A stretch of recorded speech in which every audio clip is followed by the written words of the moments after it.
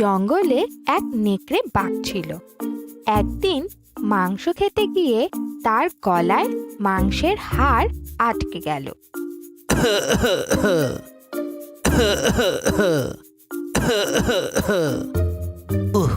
গলায় হাড্ডি ফেসে গেল রে, এখন কি করি? ইস, এটাকে যে কেমন করে বের করি? একা একা তো কিছুতেই বার করতে পারছি না, কারো সাহায্য নিতে হবে। একটু খুঁজে দেখি, যদি কাউকে খুঁজে পাই তাকে বলবো বের করে দিতে। নেকড়ে জঙ্গলের মাঝের রাস্তা দিয়ে চলতে শুরু করলো। কিছু দূর যাওয়ার পর নেকড়ে একটা ছোট্ট খরগোশের দেখা পেল। সে খরগোশকে বলল, ভাই, একটু সাহায্য করবে? হ্যাঁ, আসলে আমার গলায় একটা হাড্ডি ফেসে গেছে, কিছুতেই বের হচ্ছে না, একটু বের করে দাও না ভাই। আমি আর তোমাকে সাহায্য? ভুলে গেছো সেদিন তুমি আমাকে মারতে চেয়েছিলে? তোমাকে কোনো বিশ্বাস নেই, এটাও তোমার কোনো বাহানা হবে। না বাবা না, আমি তোমাকে কোনো সাহায্য করব না। নেকড়ে সেখান থেকে চলে গেল। খানিকক্ষণ চলার পর নেকড়ের সঙ্গে এক বাদরের দেখা হয়ে গেল।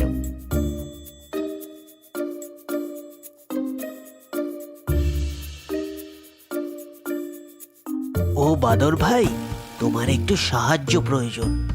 তুমি তো আমার পুরনো বন্ধু। বন্ধু, আমার গলায় একটা হাড্ডি ফেসে গেছে, ভীষণ ব্যথা করছে। তোমার তো লম্বা হাত, একটু বের করে দাও না ভাই।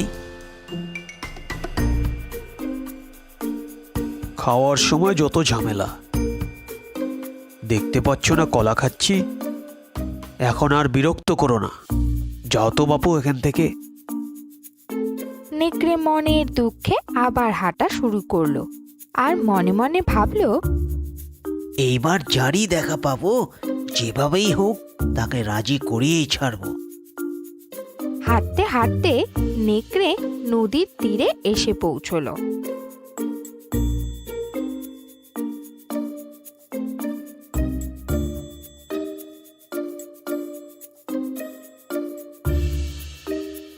সেখানে একটি বক মাছ ধরছিল। তার লম্বা ঠোঁট দেখে নেকড়ে ভীষণ খুশি হয়ে গেল। আরে, এতক্ষণে আসল লোকের দেখা পেয়েছি। বকের তো বিশাল লম্বা ঠোঁট, এ খুব সহজেই আমার গলা থেকে হাড্ডি বের করে দেবে। একে যেভাবেই হোক রাজি করাতেই হবে। এই ভেবে নেকড়ে বকের কাছে গিয়ে বলল, কি সুন্দর দিন না আজকে! জানো ভাই, এই নদীতে না অনেক মাছ আছে। তুমি একা পরিশ্রম করছো, তুমি চাইলে মাছ খুঁজতে আমি তোমাকে সাহায্য করতে পারি। তুমি আমাকে সাহায্য করবে? নেকড়েরা ভীষণ চালাক হয়। বিনা কারণে তুমি আমাকে সাহায্য করতে চাইছো? এর পিছনে নিশ্চয়ই কোনো কুমতলব আছে। না না ভাই, তুমি আমাকে ভুল বুঝছো। আমি সত্যি তোমাকে সাহায্য করতে চাই, কিন্তু একটা সমস্যা আছে ভাই। আসলে আমার গলায় একটা হাড় ফেসে গেছে। ও, এইটুকু ব্যাপার? এ তো কোনো ব্যাপারই না আমার কাছে। আমি এক্ষুনি বের করে দিচ্ছি। বক তার লম্বা ঠোঁট নেকড়ের গলায় ঢুকিয়ে গলা থেকে হাড় বের করে আনলো। চলো এখন দুজনে মিলে মাছ খুঁজি। মাছ? আরে বোকা বক, আমার গলায় মুখ ঢুকিয়ে হাড় বের করে আনলি? তুই যে এখনো বেঁচে আছিস এটাই অনেক। তোকে যে মেরে ফেলিনি, এটা তোর ভাগ্য।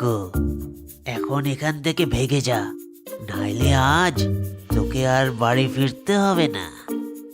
বক ভয় পেয়ে সেখান থেকে উড়ে চলে গেল।